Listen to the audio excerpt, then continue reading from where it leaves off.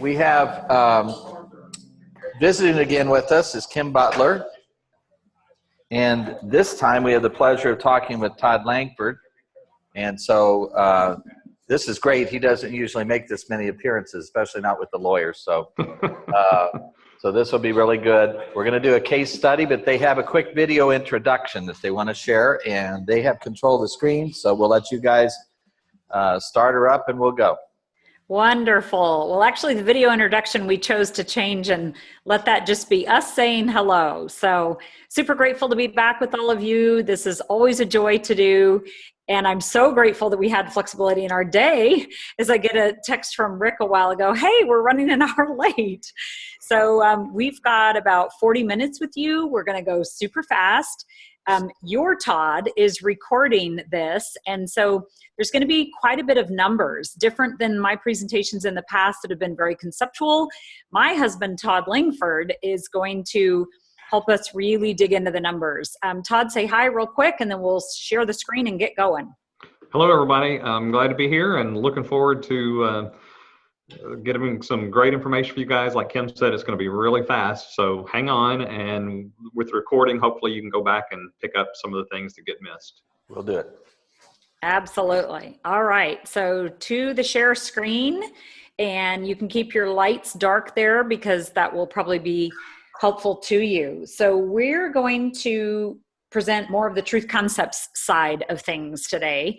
So in the past, it's been Kim Butler and Partners for Prosperity. Now you're going to see Todd Langford and Truth Concepts, and I'm playing assistant. And our role is to talk with you today about 7 ways that you can use your own death benefit to your own benefit. And it's called a permission slip idea. And we're going to dig in and get really specific on that. But before we do, as you all know, I have a life insurance background, and one of the questions that comes up, first of all, is what do we use the life insurance cash value for? So primarily we're talking about whole life insurance. This is the ancient product, boring but effective. And its job, the cash value of life insurance, we're going to get into the death benefit here shortly, but the life insurance cash value job is to be your emergency opportunity fund or your client's emergency opportunity fund. It's a position of cash and liquidity. Many of you have read our Live Your Life Insurance book. We talk about the CLUE acronym: control, liquidity, use, and equity. That's what this cash value is there for. And so that begets the question, well, what is the cash value earning? And because of Todd Langford and the Truth Concepts calculators, we have the ability to actually show that to you. So we're going to dig in. We're going to go very quickly. Your Todd is recording this. These will all be available for you to look at later. And actually at the end of our presentation, I'm even going to give you the ability to get the software for free if you would like that for 10 days to play with your own numbers. So Todd, this is your funding calculator, and we're going to be looking at the rate of return that the cash value of your life insurance earns. Take us away. Okay. One of the things I'd like to preface before we actually get into this too is that we're looking right now at a time, the lowest dividend time that I've probably ever seen. And the way a life insurance illustration works, it looks at what the insurance company actually paid dividend-wise currently all the way out of the future with no changes. So we're going to see a relatively low return on this compared to the life of life insurance companies, that have been around 200 years. So this is going to be a very low time. It's going to look out in the future, and yet I think you'll be surprised at what the results are. So let's start with, we've got a 45-year-old illustration that we'd run, just a generic one that we'll look at, and we're going to look out to age 69, which is actually 25 years, because if you count 45 and on out, 45 to 69 is 25, not to 70. We'll load the life insurance information in. 40, yeah, there you go.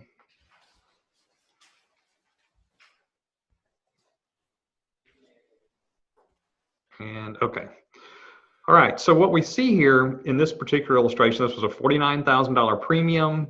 it has base premium plus pretty close to the maximum amount of additional paid up additions dollars that can be added under and stay underneath the IRS MEC guidelines, modified endowment contract guidelines. So this is about the maximum amount of cash or premium that we can put in based on this death benefit.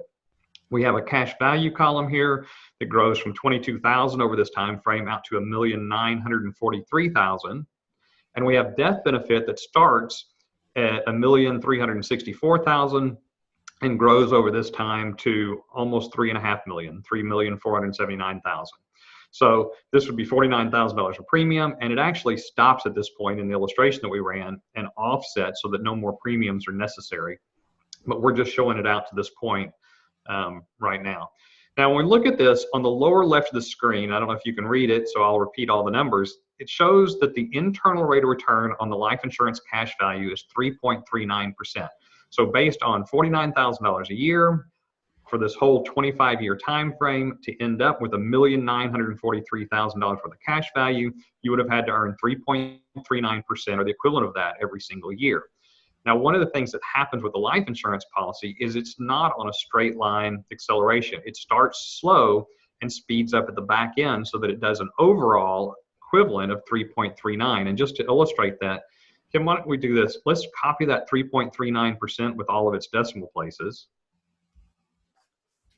And I'm going to put it in an alternate account. So in other words, if we didn't put it in the life insurance policy, but we put it in another account, and we grew that $49,000 at 3.39% every single year, if we look at the alternate account, what we're going to see is that account would grow to the same $1,943,629. Now, this would be a straight line increase, but it just proves out that the life insurance policy does an equivalent of 3.39% every year, even though it starts off slower than that and gets larger than that.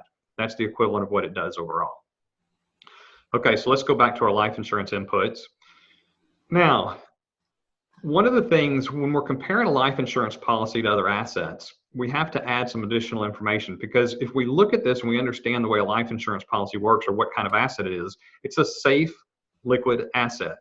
So really, like Kim said earlier, it compares more to an opportunity fund or an emergency fund. And those kind of assets, it's not designed to be an investment. It's designed more along the lines of a savings account. Again, safety and liquidity. And if we compare that, if we look at assets that compares to, we're really only talking about savings accounts, money markets, the mattress, CDs, those kind of things. And they're not earning anywhere near this 3.39% overall. When we're talking about those particular assets, again, savings accounts, money market, CDs, we have to pay tax on those assets annually on the earnings. We don't have to do that with the life insurance policy. So to help get closer to an equivalent comparison, we would have to look at the alternate account paying taxes. And if we use a 28% income tax bracket, then what we see is this change down in the bottom left. It no longer says internal rate of return on the life insurance, on the cash value. Now it says the interest rate on an alternate account that we would have to earn to match the same as the PLI, or permanent life insurance. And what we see is that jumped up to 4.7. So while the internal rate of return on the policy was 3.39, you would have to earn 4.7 in an alternate account to be able to pay taxes and end up with the same $1,943,000 that we have showing here in the future in the cash value. Now, if we take this a step further and we do look at what if we invested it into bonds or something else and we had to pay a management fee, which we don't have to do with the life insurance policy, let's say a 1% management fee, then it shows that in the alternate account, we'd actually have to earn 5.76% every year gross to be able to pay the management fees, pay the taxes, and still end up at the same $1,943,000 that we would have in the cash value life insurance policies. So when people talk about life insurance having a terrible rate of return, I think they really don't understand what kind of asset it is and how it really compares, because 5.76, especially in the economic environment we've had for the last few years, that's pretty high for a safe liquid asset. And it just so happens life insurance also comes along with the death benefit column over here. So if you think about it, if someone chose to go a different route and not invest in life insurance, and instead put money into an alternate account of some kind, bonds, whatever else it was, if they wanted to provide the death benefit protection for their family, they would have to buy term insurance. So what we see here is a level term insurance policy. It starts at, we've got $1,560 of premium each year to buy $1 million of death benefit for 20 years. Now, what's interesting is what happens here in the 21st year. And there's a reason for that. The premium jumps from $1,560 up to $46,000 to keep that life insurance. Okay, so one of the things that I learned from my mentor in this industry, and someone who's impacted it greatly, Norman Baker. Norman Baker told me a long time ago, he said, there are no deals in the insurance industry. And I think that's an important thing to understand. You can minimize this if you want to, Kim. And what that does, what he means is that everything is a trade-off for the insurance company between risk and cost. So everything shifts on that. And if we can remember that, it really helps us understand life insurance a lot better. There are no deals. Everything is a trade-off for the insurance company between risk and cost. And if you think about it on the extremes, term insurance is very cheap, premium-wise, but there's very little risk to the insurance company for that. On the other hand, whole life insurance has a higher premium because the insurance company is on the risk to pay for that death benefit. So in the old days, all term insurance was yearly renewable term is what it was called, or YRT. And what would happen is each year it would go up slightly and it would continue to go up, but the curve would get steeper as someone got older. Then the insurance companies came out with level term, which is most of what you see today. And in that level term insurance, the premiums were actually lower than the starting premiums on the old yearly renewable term insurance. So you ask the question, well, how could that be? Well, the reason is, again, everything being a trade-off. When we look down here 20 years out, in order to keep this, if someone made a mistake, they got 20-year term insurance and planned on getting rid of it.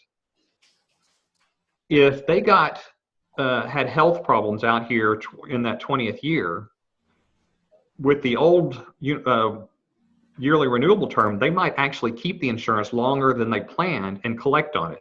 When that premium jumps from $1,500 to $46,000, it pretty much insured for the insurance company. Nobody's going to be able to collect on it because it doesn't matter how sick they are at that point in time. They can't afford to keep the insurance, so it's going to fall off the book. So this was a huge benefit for the insurance companies when they came out with the level term insurance.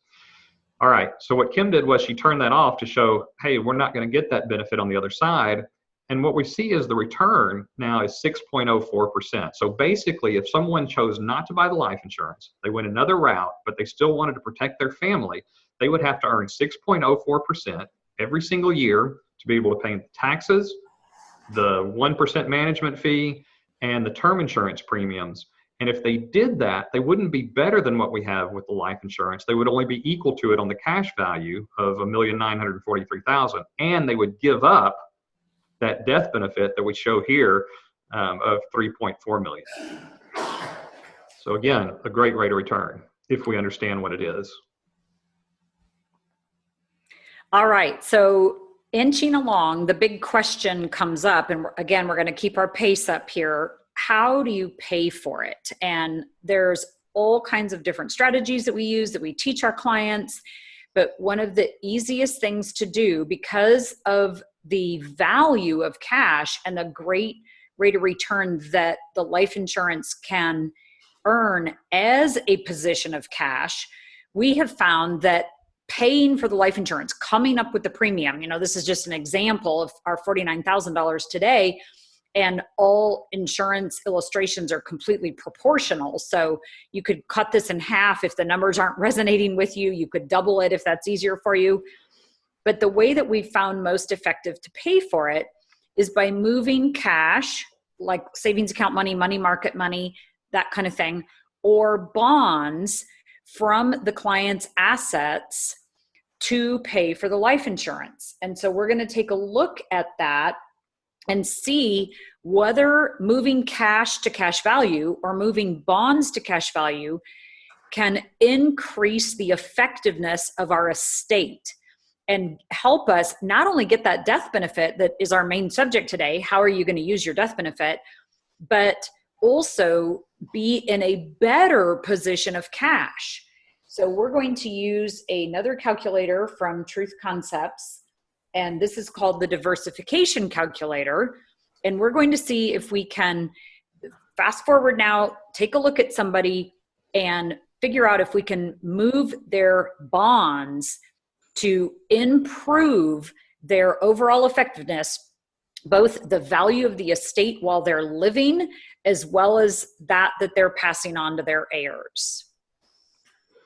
Okay, as Kim puts this in here, what we're going to have is we're going to have $1 million equity portfolio with $1 million bond portfolio combined. So the total portfolio will be $2 million. And what happens is most people have the bond side in order to protect against risk on the equity side. And so that's what we're going to do. We're going to split that out.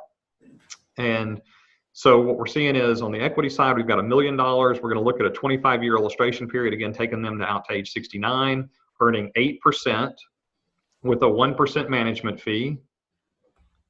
And we'll use a blended income tax rate of 25%.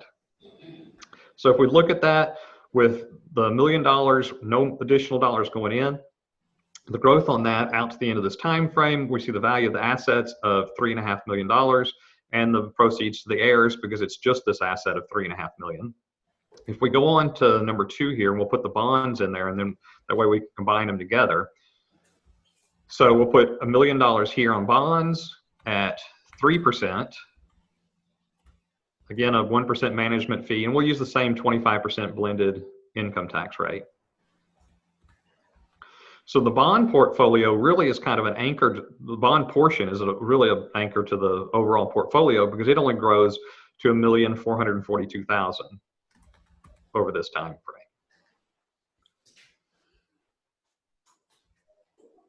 Do you want to go on to both then? Yep, let's go ahead and look at both. And so what we see on the both is $4.9 million, if we round that a little bit. So $4.9 million is the total value of the whole portfolio, and $4.9 million is what's also available for the heirs, assuming death occurs in that 25th year. So what we talked about was being able to shift these assets, and really bonds are similar to the way life insurance policy works because the insurance companies are typically buying a lot of bonds. That's a big portion of their portfolio, except that the cash is more liquid, obviously, than it is in a bond portfolio because we can access it in cash. So if we go back to the bonds and we just look at this, we're going to actually, let's add some term insurance to this too, Kim, because that's probably what they're going to have. So let's add $1 million of term insurance in here as well on the bonds. And I put the term insurance premium over there. Okay. So we'll load both of those in.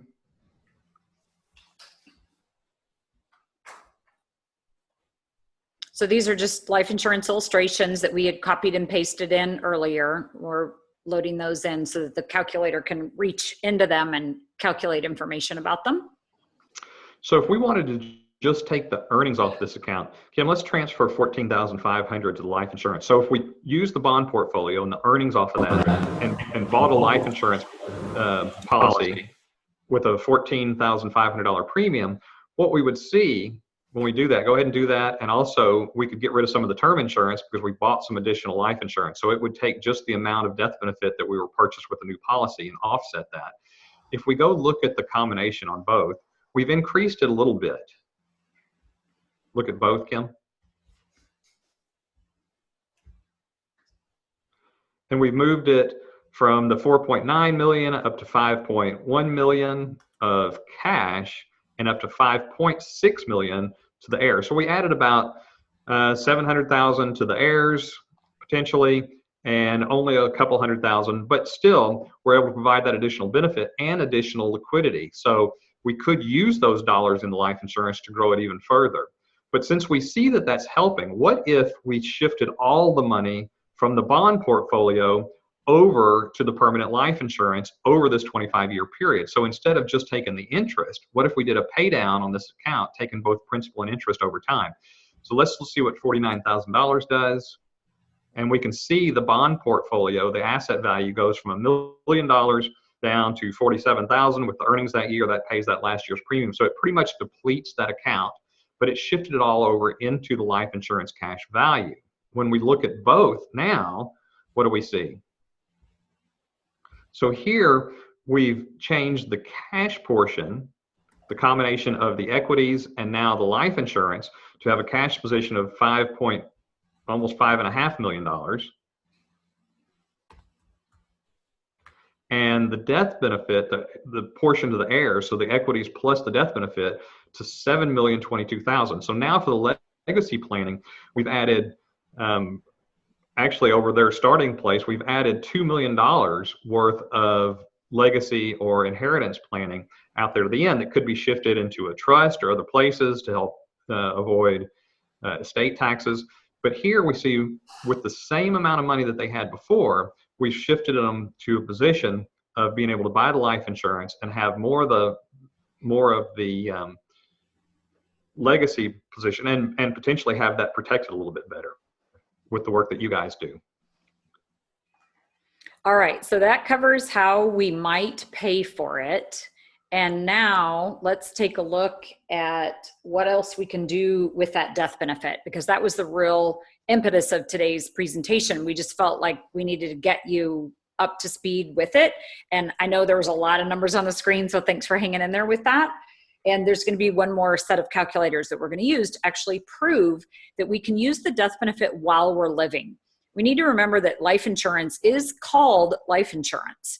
It's not called death insurance. Now, term insurance is death insurance because you die, somebody gets, you don't die, nobody gets.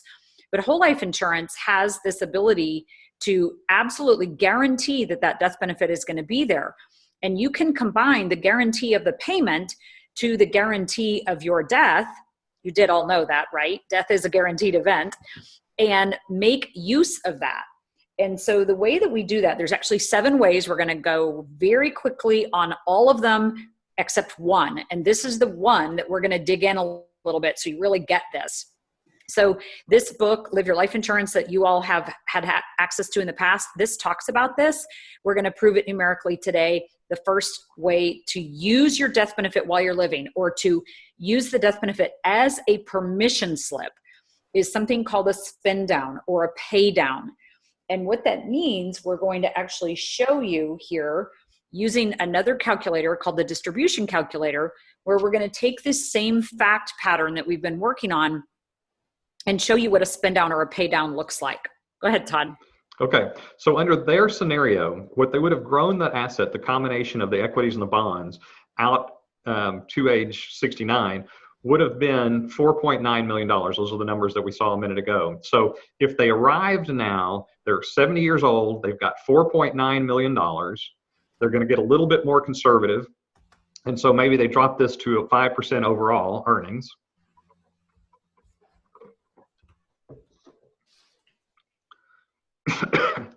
And let's go out 30 years. So we're going to take them out to age 100. Let's assume too, Kim, that they've got, say, $50,000 worth of Social Security and pension money on top of this. All that does is move these dollars up in the bracket. It's not going to tax these dollars. It's just going to move where these dollars, where our $4.9 million gets taxed. Let's go ahead and put that in there. And let's take money off of the account. So scroll up, scroll to the bottom. And what we're going to do is what people in this position have to do, and that is never spend principal. You're stuck in a scenario of interest only. So if we turn on the interest only, what we see is they would be able to pull out $245,000 a year, again, based on that 5%. They're going to pay $53,000 in tax and end up with a net spendable of $191,240 a year from, in this case, age 70. In fact, why don't you change that, Kim, to the year there so that it says age and 70, just so we can keep track of it a little easier. And that'll take them out to, over this 30 years, out to actually 99. Okay, so we see $191,000. Now, what happens if in this scenario they're looking at 5%, but that bond portion that's earning a gross 3, has taxes and management fees on it, it's probably pulling the overall portfolio really down closer to 3. And it's a drastic difference. If we drop this to 3, we go from 191,000 down to 116,000. So there's tremendous difference whenever the market fluctuates, and that's a place where most people are that are living off their assets. They're really scared about what's going on in the marketplace because any shift in what the interest rates are changes how much money they have to live off of. If this dropped down to what we're seeing today in safe money, closer to the 1% range, then now we've changed from 191,000 down to 40,000. So any fluctuations in the marketplace directly impact where this person is as far as how they can live. Take it back up to 5%, and let's look at what we have as an alternative. Now, since we shifted the money from the bond portion over to the life insurance portion, yes, we should use that cash along the way to grow other assets, but let's say we didn't do that. We just parked the money in the life insurance policy. It would mean that all we would have on the right-hand side would be the equities portion of our portfolio, and that grew to $3.5 million rather than the total of 4.9 that we see on the left. So let's say on the right, all we have is $3.5 million plus the life insurance. And what we're choosing to do, because we have that life insurance policy as the legacy, it gives us the permission to spend this more aggressively. So what I want to do is I want to do a pay down on this, spending principal and interest over this 30-year period. And if we do that, what we see is we start with the same $190,000 roughly, a little bit short, about $500 less than the guy on the left. But we have an increasing stream, which would help offset the impact of inflation. And the reason that stream increases, even though we're pulling out a level $227,000 a year, as you see here, the tax, because we're pulling principal and interest, is actually going to decrease over time as we consume principal, so that our net is actually on an increasing level. So over this time frame, over this 30 years, the person on the right got to spend $429,000 more than the person on the left, even though we started with the smaller portfolio, $3.5 million opposed to 4.9. But it's because the strategy that we were allowed to use, because we had that death benefit for the legacy or inheritance side. Now, what we see is over this time period, we end up with 0 to pass, but that's because this is not including the life insurance. So let's add the life insurance into this illustration, Kim. So we're going to pull the life insurance in that we purchased back at age 45 by shifting the bond portfolio over to the life insurance.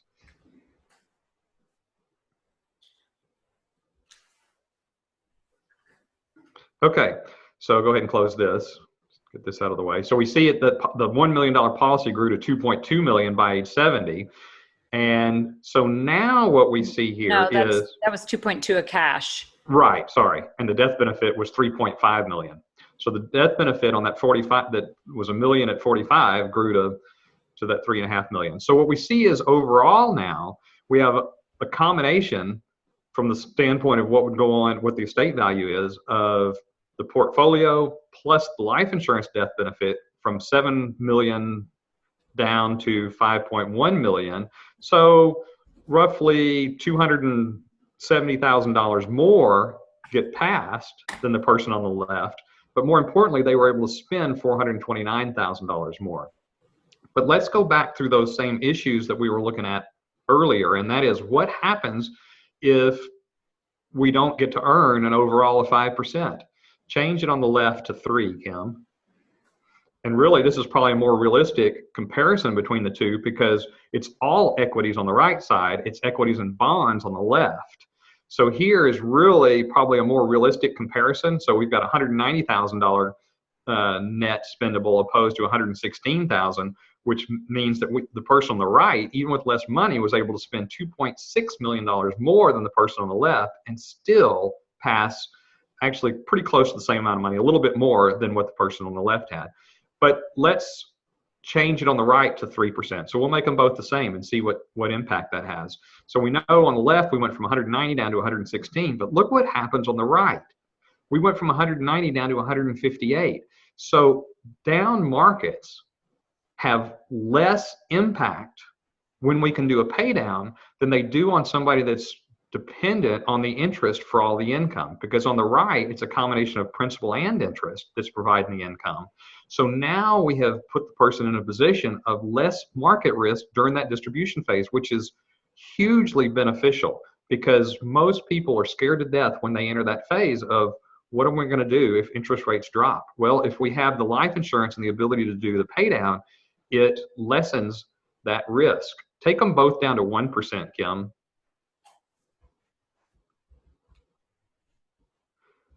So if we saw an environment like we see right now and we could earn 1% on our assets, the person on the left has gone from $191,000 down to $40,000 a year of income. The person on the right went from $190,000 down to $130,000. So again, yes, there's less on the right, but not as much less as what happens to the person on the left.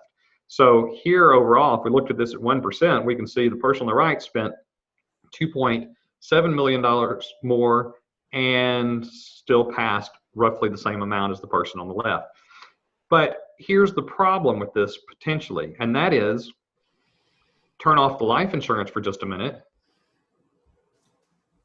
We have consumed this account. So what if the person lives beyond 100? And what's the likelihood of that? I would say for a 45-year-old today, it's a pretty likely event. And that's what we're counting on, is that they will outlive this time frame. So what happens is, Kim, go ahead and go back to 5% on these, as far as the earnings rate's concerned. And let's stretch this out. So turn off the pay down, because we want to go ahead and pay this down over the 30 years, but let's go out 50 years. So if we do that, we've consumed their $3.5 million asset, and turn on the light, and actually scroll down a little bit first. And what we could see is here, we would have no income because we consumed the equities portfolio. But at this point, we could actually start distributions from the life insurance policy. So go ahead and turn on the life insurance. And what we see here is we can pull off $199,000 a year net after income tax and actually spend slightly more than the person on the left. So overall, with this strategy, we were able to have an increasing income. We were able to spend an extra $601,000, and at death, we passed roughly the same amount of money. And this assumes that we never used the life insurance along the way during the accumulation phase to create additional assets outside of the life insurance, which is certainly something that we have the possibility to do. Okay. Fabulous. All right. Stop at this point, don't you think? Because we Yes. just need to show the other ways to use the death benefit. So this permission slip idea was the first one. The second one is a reverse mortgage. Many of you are familiar with that.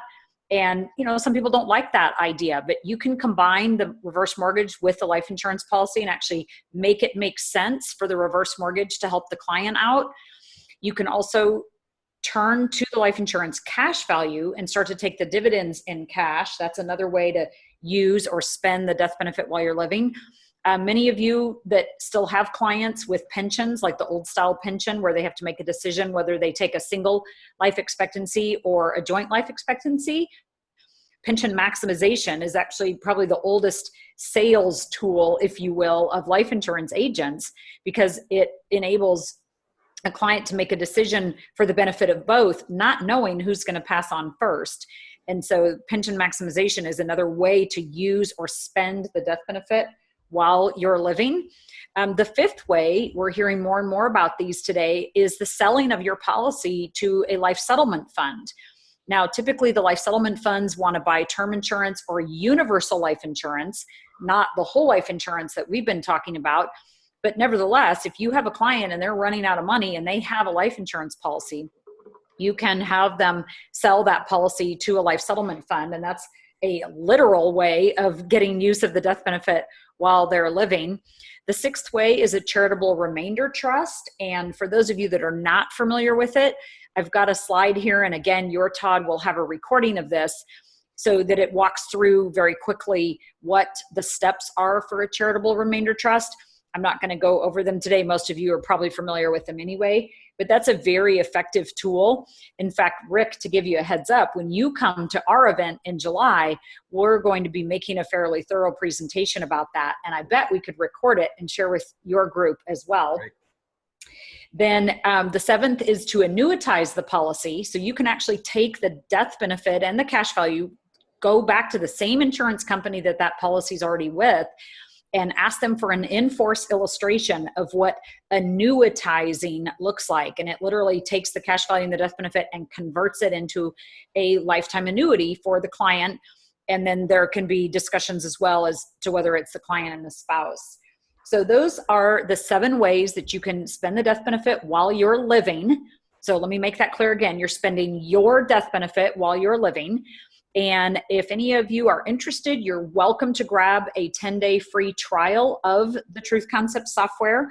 Myself and other advisors all across the country use it on a daily basis to help our clients understand the various aspects of numbers around all kinds of financial decisions, not just the life insurance and the income that we looked at today, but also things like mortgages and qualified plans, and really get to the truth of the matter. Even something simple like whether I should pay cash for a car or not, we can take a look at with these calculators. So any of you are welcome to grab the free trial for 10 days at truthconcepts.com/free trial.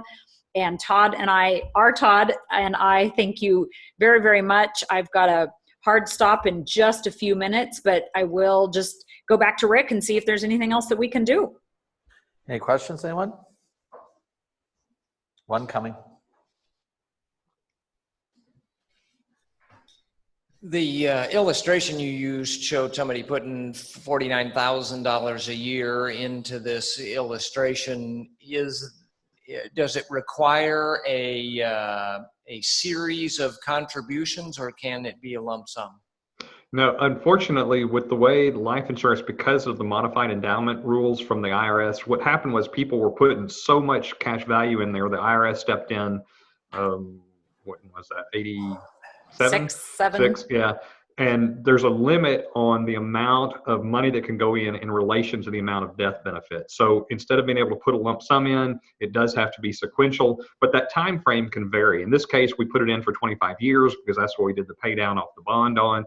But typically, if we max fund one, you could do it within 7 years or so and then offset and probably not have to pay more premiums. But because the return's so good, what we encourage our clients to do is pay premiums as long as you can. Why would you want to stop if you're getting that kind of return from it? Okay, thank you. Yep. Any other questions? How insurable do you need to be? How insurable do you need to be? Insurable. Yeah. Yeah, that is one of the requirements, which is why it's one of the benefits of having insurance in place, even if it's term insurance early on with someone, because if they get convertible term insurance, even if their health fails later when they're going to have more cash flow, they could convert that to whole life and keep their same health as they've had early on with the term insurance. So we encourage people who don't have a lot of cash flow but have good health to go ahead and get convertible term insurance in place and save that health for the future. One of the things we also do, if we have a 70 or 80-year-old client that has not bought insurance and is not insurable, we can have them own insurance on their adult children. Now, you're not going to be able to use some of the spending the death benefit strategies, but at least it will set up those, in theory, 40 or 45-year-olds to have the capability when they are in their later years. And along the way, the 70-year-old or the 80-year-old gets the value of that high internal rate of return compared to any other form of cash that they have. So if you have a situation where you've got an uninsurable 70 or 80-year-old, you can definitely look at them owning insurance on their adult children. They can do it on grandchildren as well, but it's not as effective because the kids are so young, the grandchildren at that stage are so young that you're not going to be able to get much money in it. Rick, are we good to go?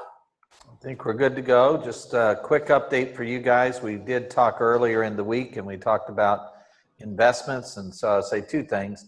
If you like the idea of the calculators and you're that type of person, we have a few.